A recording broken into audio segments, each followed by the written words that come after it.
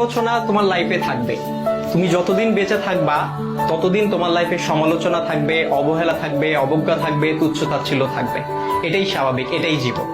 তবে এই যে সমালোচনা, এই যে তুচ্ছ-তাচ্ছিল্যতা, এই যে অবজ্ঞা, এই যে অবহেলা, এই বিষয়গুলোকে খারাপ লাগার দিক হিসেবে নিলে হবে না। এগুলোকে তোমার অনুপ্রেরণা হিসেবে নিতে হবে।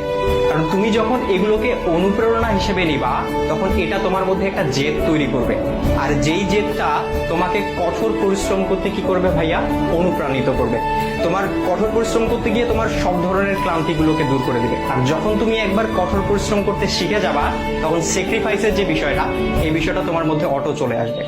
সুতরাং এই যে, আর সবকিছুর সাথে যদি বলো যে এই যে সমালোচনা, এই সমালোচনার পাশাপাশি জেদ, কঠোর পরিশ্রম, স্যাক্রিফাইস, আর এগুলোর সাথে যখন মেধার সংমিশ্রণ ঘটবে, তখনই তোমার স্বপ্নগুলো পূরণ হবে।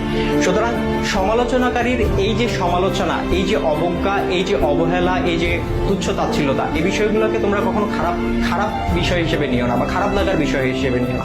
এগুলোকে তোমরা অনুপ্রেরণার বিষয় হিসেবে